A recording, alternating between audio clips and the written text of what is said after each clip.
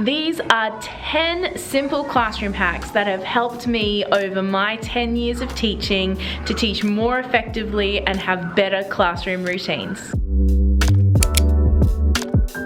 We're talking 10 simple hacks that have literally changed my classroom today, and I'm going to talk to you about them as the B-roll kind of plays. So let's get into it. The first thing I have on my list is drop boxes for homework. This has changed the morning routine of Fridays especially. Each week, my kids have weekly homework. So they have spelling, they have reading, and they have their diaries that get signed. And basically, these drop boxes are a system that they put their homework in the box, and then I know where it all is. I check it throughout the day, so it helps me to know who has handed in their homework, who needs to take their homework home over the weekend to finish, or who has completed their homework, which is what I hope all of them have. But this is just a really great system for that. And also the trays underneath are like tidy trays that they can store extra things in as well. That's just like a bonus one, but that's another really great one. But putting these drop boxes there that they can store their stuff that I can easily access it to is something really great, rather than just dumping it all on my desk. The next thing, number 2, is a class library. And I know there was some controversy, or there is some controversy around class libraries. Should teachers pay for them? Should they be from other places? Should schools pay for them? That's irrelevant. I think having a class library is something that's really good. Now, our library at school is really lovely and also supplies books. So maybe it's just having a look at the different avenues that you can get books to put a little class library together. My class library, as you can see, I have been collecting these books over my last 8 years of teaching.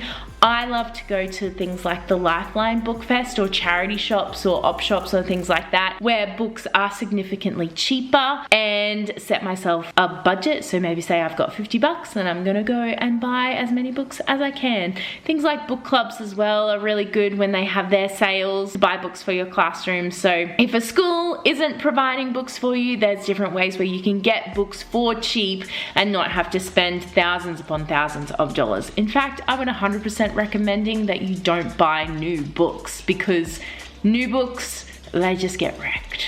Number 3, they both go hand in hand. It is a stand-up space and lap trays. And as you can see, I keep mine in the same spot. I actually have some stools under my standing space. And this is just providing another space for kids to work.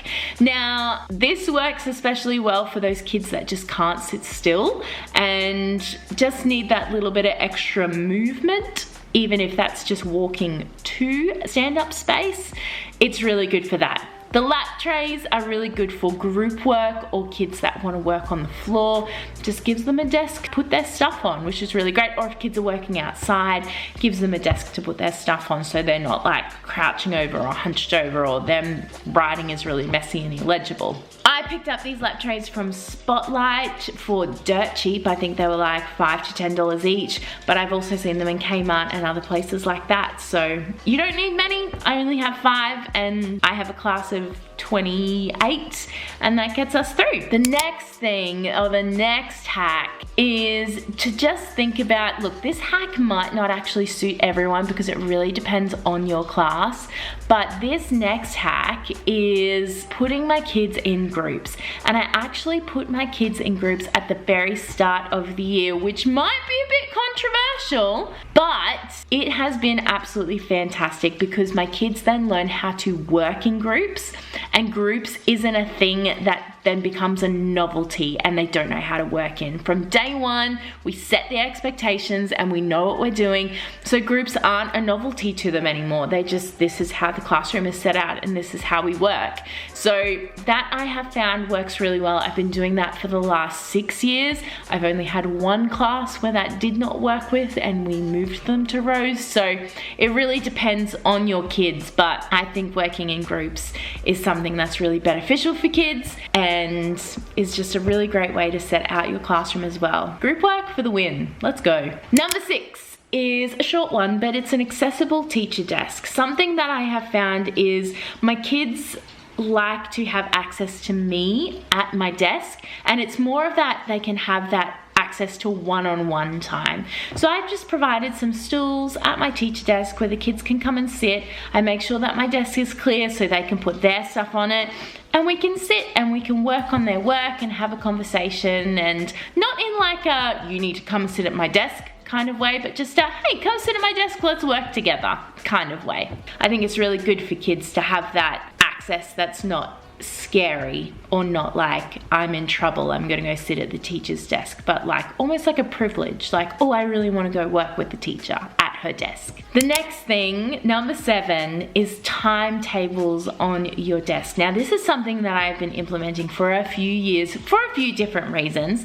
I've taught a few kids with ASD over the years, and this is something that I know that they need, but also I found that all kids really benefit from knowing what the timetable on their desk is each and every day. Now I change these pretty much every term or whenever our timetable changes, which is virtually every term for us. It's an easy and simple thing to do. It means that I'm not writing the timetable on the board every day, because I don't know if you're anything like me, but I constantly forget to change the timetable on the board, and that doesn't work.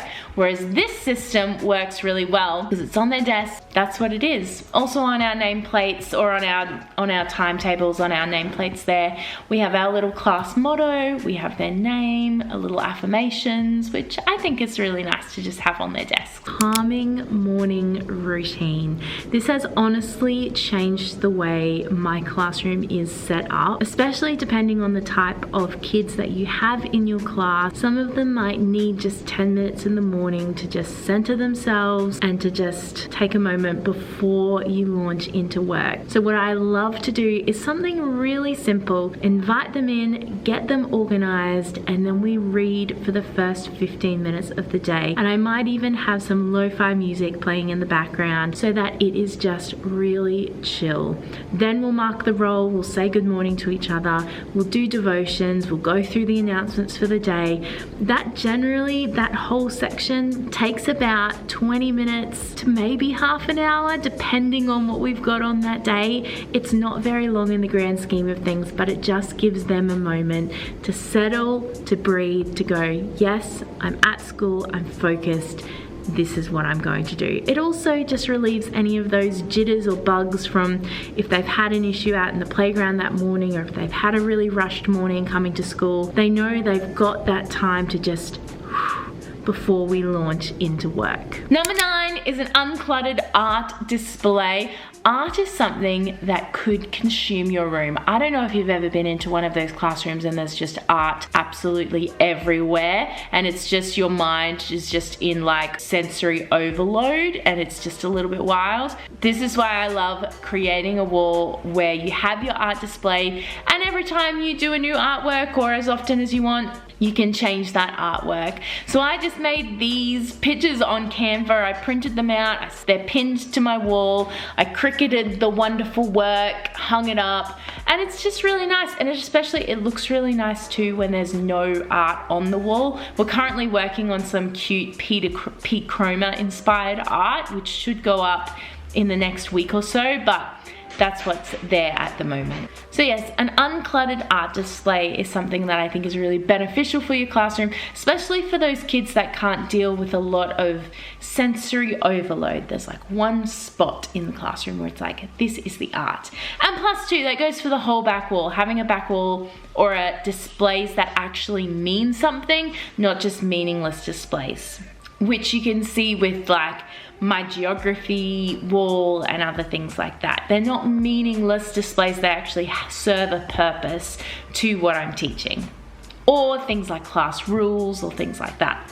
And number 10, last but lucky least, is immediate personalization. This is something that I do right at the beginning of the year to make the classroom feel like home as soon as the kids walk in.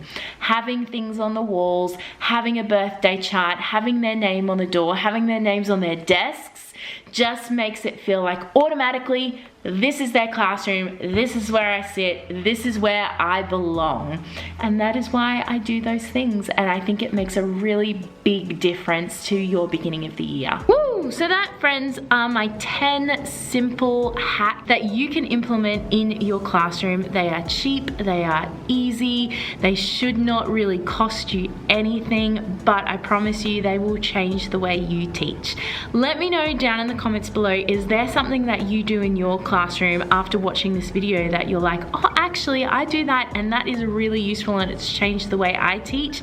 Leave it down in the comments below. I'd love to get a bit of a conversation started, and so people can see other hacks of how you maybe teach in your classroom.